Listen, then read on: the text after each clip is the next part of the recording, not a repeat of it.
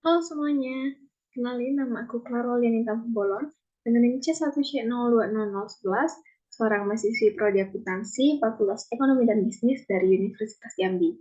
Jadi di sini aku akan mempresentasikan kepada kalian tentang materi komunikasi informasi akuntansi, yang mana video presentasi ini dibuat yaitu untuk memenuhi tugas dari mata kuliah akuntansi keperlakuan dengan dosen pengampu yaitu Bapak Dr. William Eka Putra, SIMSI, CIKNR, CSRS.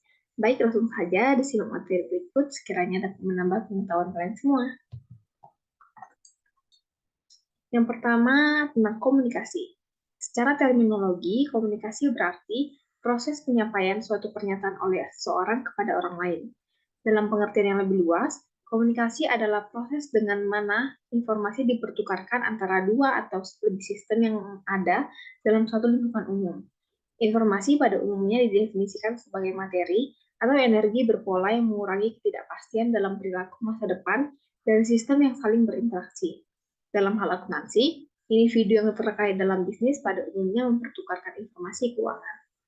Komunikasi sebagaimana dijelaskan oleh Robin dan Timothy pada tahun 2009 memiliki 4 fungsi utama dalam kelompok atau organisasi, yaitu pengendalian, motivasi, pengungkapan emosional, dan informasi.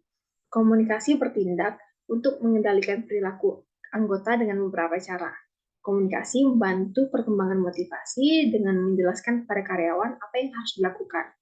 Komunikasi juga menunjukkan ungkapan emosional dari perasaan dan merupakan pemenuhan terhadap kebutuhan sosial.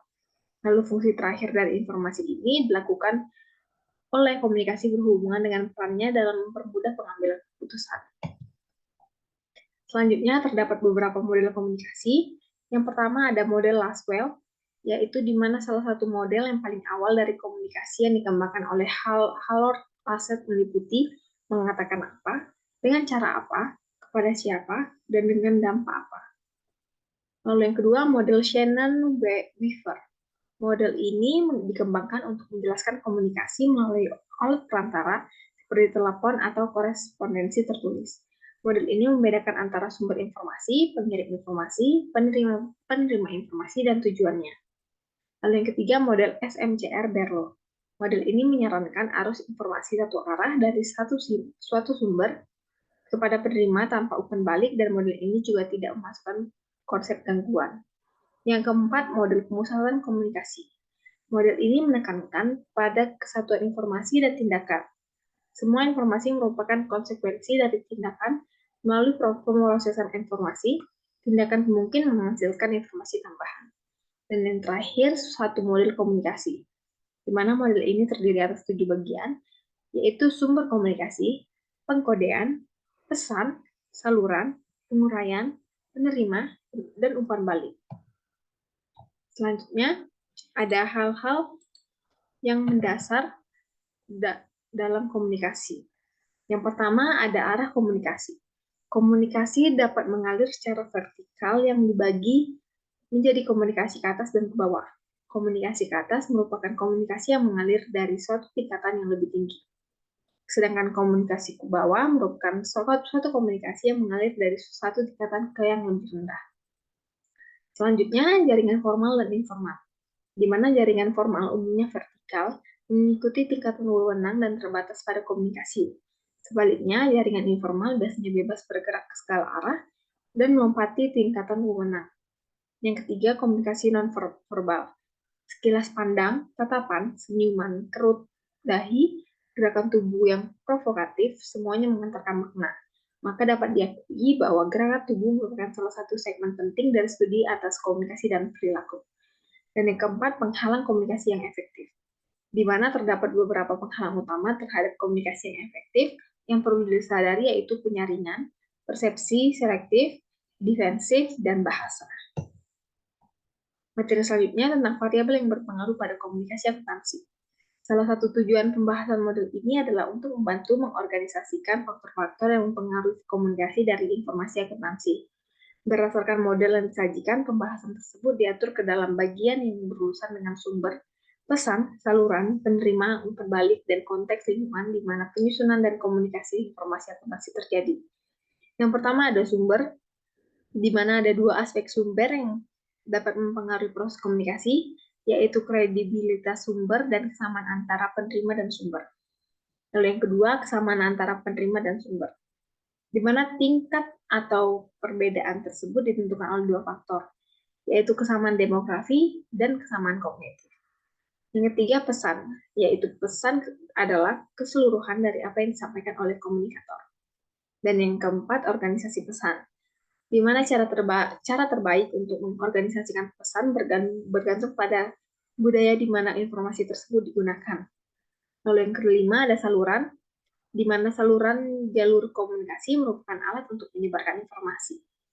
Dan selanjutnya, penerima, yaitu ketika menganalisis suatu situasi komunikasi, seseorang perlu mempertimbangkan faktor-faktor mengenai penerima.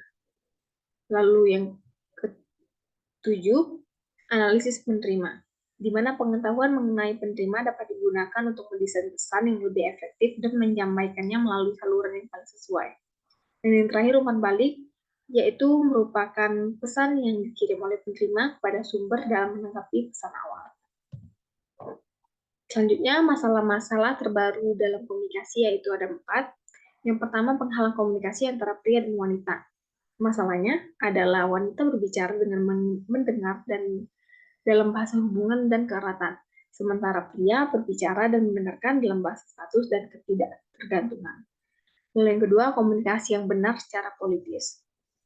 Semakin besar pembenaran kata yang digunakan oleh pengirim dan penerima, maka semakin besar kesempatan untuk menyampaikan pesan secara akurat.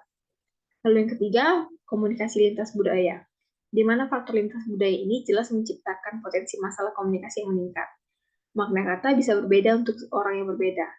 Hal ini terutama benar untuk orang-orang yang berasal dari budaya nasional yang berlainan.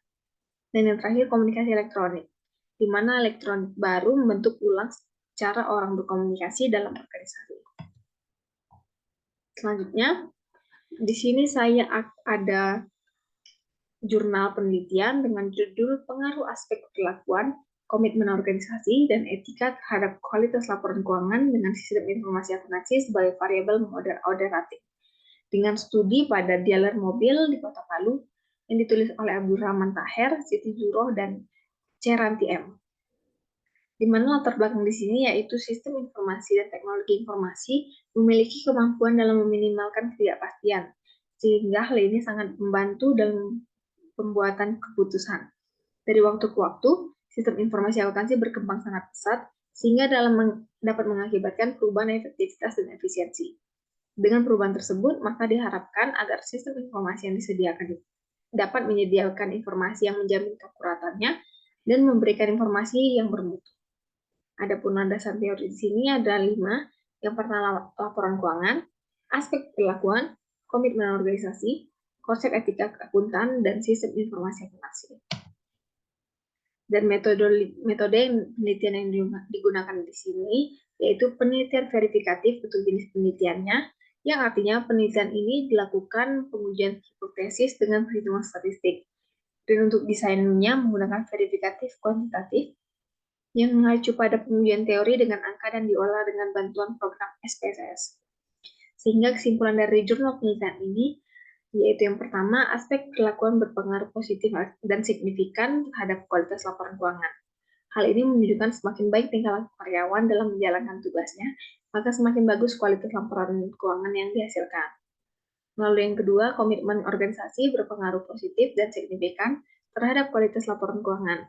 Dalam hal ini menjelaskan bahwa semakin tinggi loyalitas karyawan pada komitmen organisasi, akan terciptanya laporan keuangan yang berkualitas. Lalu yang terakhir, etika berpengaruh positif dan signifikan terhadap kualitas laporan keuangan. Dalam hal ini menjelaskan bahwa semakin tinggi ketatan karyawan dalam melaksanakan etika profesi, maka dalam penyusunan laporan keuangan akan lebih baik dan tidak mudah dipengaruhi oleh orang lain.